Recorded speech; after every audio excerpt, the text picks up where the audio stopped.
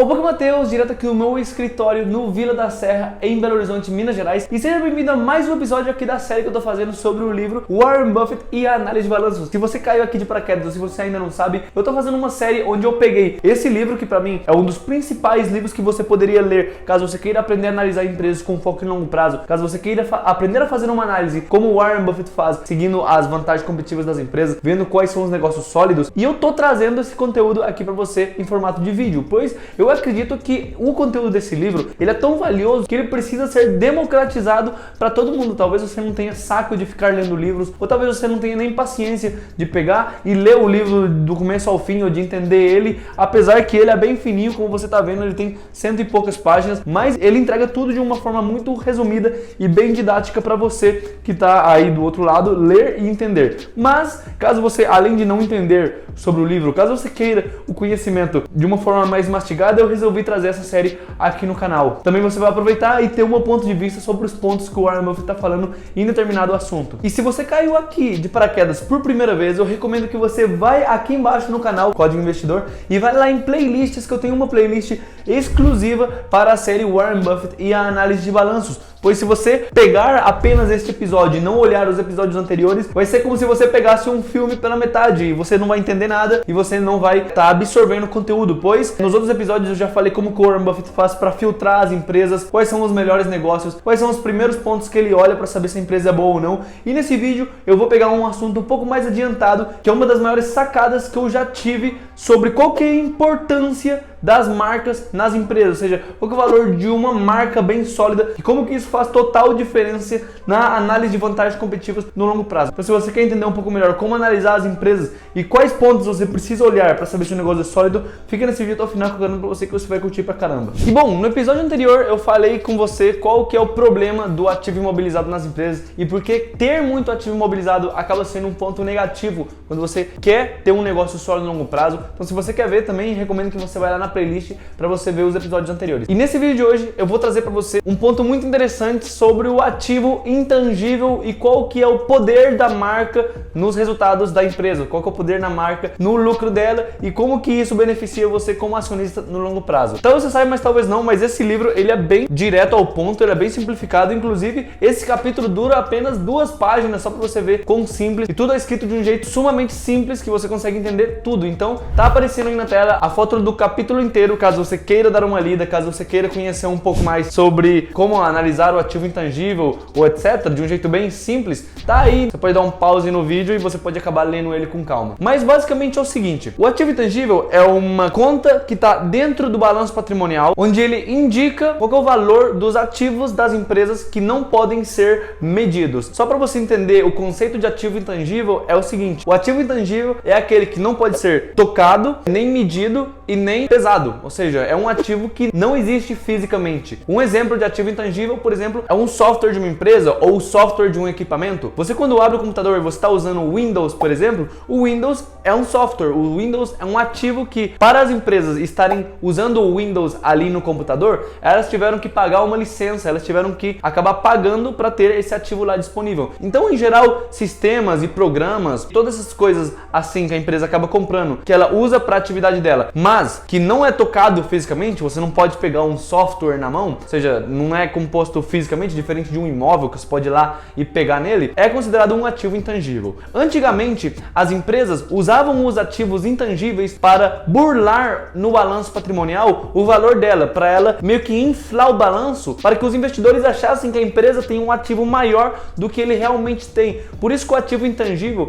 ele acabou sendo polêmico ali na década de 80, 90, inclusive, quando você pega alguns livros que foram escritos nessa época, por exemplo, O Jeito Peter Lynch de Investir, que acabou sendo escrito no final dos anos 90, você vai ver que o Peter Lynch muitas vezes fala mal do ativo intangível, porque as empresas na época, quando queriam manipular o balanço, quando queriam aparentar um valor que elas não tinham, elas pegavam o ativo intangível e inflavam ele, porque elas podiam dizer que qualquer coisa é intangível. Ou seja, antigamente as empresas pegavam, por exemplo, um comercial de TV que elas faziam e elas diziam que aquele comercial vale 1 1 bilhão de dólares e colocavam isso no ativo no balanço patrimonial. Então acabava que o balanço estava cheio de coisa que não tem valor nenhum, só que ela conseguia inflar por meio do ativo intangível. Só que o que acontece com isso? Depois de tanta polêmica e depois de tantos problemas com o ativo intangível, foi criada uma nova regulação onde as empresas eram proibidas de colocar num ativo intangível todos aqueles ativos que tinham sido desenvolvidos por ela própria. Então, por exemplo, quando a empresa lançasse um novo comercial de televisão, agora ela não conseguiria mais colocar isso no ativo intangível, dentro do balanço patrimonial, pois o comercial de televisão foi desenvolvido por ela mesma.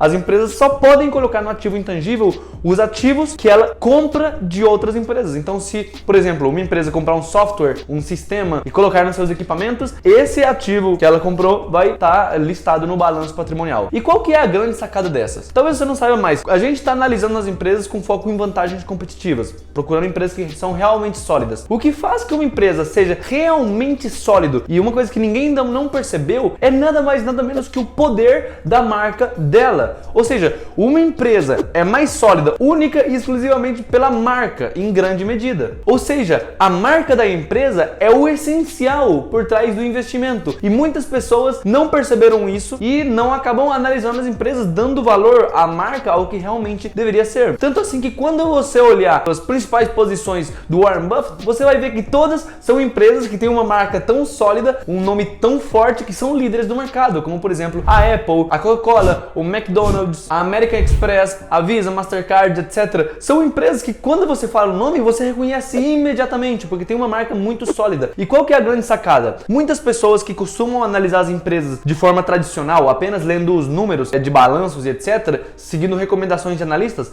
elas não percebem que a marca é a maior grandeza da empresa. Por quê? Porque a marca não está registrada no ativo intangível. A marca é um ativo intangível que a própria empresa desenvolveu, que tem um valor enorme, porém que ela não está registrada no balanço. Então muitas vezes as empresas não são cotadas, o preço das ações não acabam representando todo o valor da marca que existe por trás. Por exemplo, o valor de mercado da empresa Coca-Cola, ou seja, se a empresa fosse vendida por completo, é de próximo a 230 bilhões de dólares. Então, se hoje alguém quisesse comprar toda a empresa de uma vez e colocar no bolso, precisaria desembolsar 220 bilhões de dólares. Mas o que acontece? Apenas a marca Coca-Cola, se o logo Coca-Cola fosse vendido, a avaliação da marca Coca-Cola é de próximo a 100 bilhões de dólares. Ou seja, a empresa está sendo vendida por inteiro a 200 bilhões, mas só a marca representa mais da metade do valor da empresa.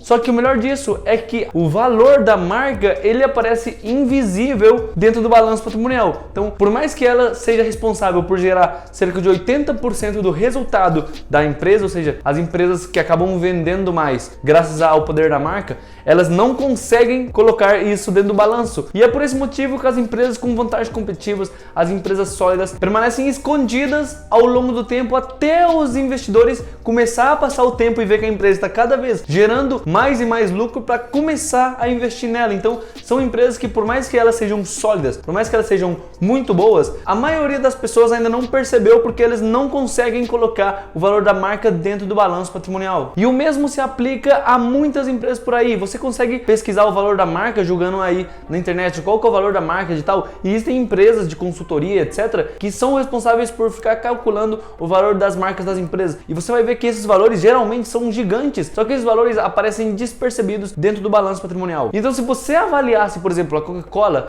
seria interessante você colocar o valor da marca como se ele estivesse dentro do balanço patrimonial, e você vê que realmente a empresa tem um valor bem maior do que aquilo que as pessoas geralmente percebem quando estão analisando a empresa. E foi dessa forma que o Warren Buffett conseguiu colocar tanta participação da Coca-Cola dentro da carteira dele. Foi assim que ele conseguiu comprar tantas ações da Coca-Cola, pois enquanto todo mundo apenas enxergava que a empresa era um negócio normal, que vendia refrigerantes, ou até mesmo que estava num setor concorrido com a Pepsi, etc., lá na década de 80, década de 90, ele acabou vendo que a marca Coca-Cola valia mais do que ela realmente estava sendo mostrado no balanço, só que ninguém tinha visto isso e ele começou a comprar e a ação se manteve barata por um longo tempo, até que as pessoas começaram a perceber que a empresa realmente tinha um grande valor e todo mundo começou a comprar. Mas antes dessa época, o Warren Buffett já tinha percebido, graças a analisar o potencial da marca, e já tinha comprado as ações na sua carteira. Então você precisa entender que a marca é um dos principais fatores que fazem de um negócio ser sólido quando você está analisando. Eu dei alguns exemplos de empresas americanas, mas você também pode trazer isso para o mercado brasileiro. Por exemplo, você consegue em algumas situações perceber quais são as marcas mais sólidas para você, ou quando existe algum produto que você comprar, quais são os negócios que você dá certa preferência a estar aproveitando e consumindo os produtos dele. Pois afinal de contas, as empresas com vantagens competitivas nada mais são que ou a empresa presta um serviço único, ou ela vende um produto único, ou ela compra e vende a baixo preço algo que todo mundo precisa. Basicamente são os três tipos de empresas mais sólidas e é assim que a gente filtra os negócios. E você vai perceber que todas as empresas que se encaixam em algum desse segmento, elas têm uma marca tão sólida que fazem que as pessoas comprem sem importar o momento, sem importar a crise e sem importar quão caro custe o produto. O melhor exemplo que eu já dei várias vezes é que a Coca-Cola é o refrigerante mais caro do supermercado, porém ele também é o mais vendido. E mesmo em crises, as pessoas não param de comprar Coca-Cola, as pessoas seguem comprando esse produto, mesmo que seja um gasto supérfluo e que não traz nenhum bem para a saúde, ele só faz mal. Então as pessoas seguem comprando. Então a Coca-Cola, querendo ou não, acaba tendo uma espécie de vantagem competitiva sólida e durável, graças em maior medida à sua marca, que é uma marca gigante, mas que acaba sendo despercebida. Então na próxima vez que você for analisar uma empresa, você precisa colocar na balança se a marca daquele negócio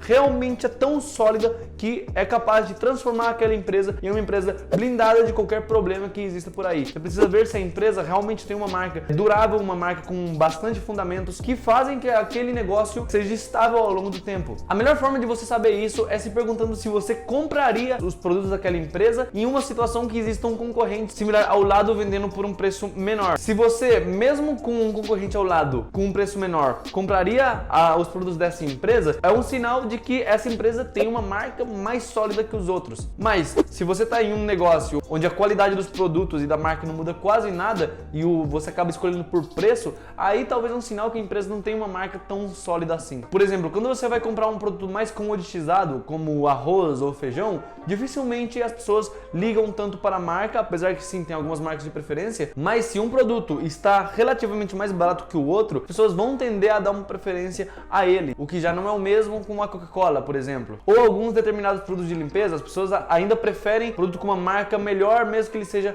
mais caro. Então por aí vai. Você vai ver que ao longo do tempo, você acaba decidindo meio que inconscientemente algumas vezes por produtos que tem uma marca mais sólida, que você já conhece, que você está mais familiarizado e que você gosta mais antes do que preço. Então você acaba realmente enxergando valor em determinado produto. E isso se aplica aos investimentos, porque ou não, se os consumidores daquela empresa enxergam ela com uma vantagem competitiva de longo prazo, isso é um bom sinal, pois as pessoas vão seguir consumindo os produtos das empresas e isso, afinal de contas, é o que conta para saber se a empresa vai ser um bom investimento ou não. Pois empresas que têm clientes infinitos comprando o tempo todo são negócios mais sólidos que vão trazer um maior resultado para a empresa ao longo prazo e para você, acionista também. Bom, esse foi o vídeo de hoje aqui sobre o livro Warren Buffett e a análise de balanço. Espero que você tenha gostado, que você tenha entendido um pouco qual é o poder da marca e como que ela se encontra escondida dentro do ativo intangível e como você deve colocar na balança na hora de analisar uma empresa. Deixa seu like aqui embaixo, se inscreve no canal e me manda uma mensagem também lá no Instagram, @códigoinvestidor. Eu vou ficar bem feliz de receber sua mensagem e de saber o que você achou a respeito desse vídeo. Bom, então é isso, nos vemos na próxima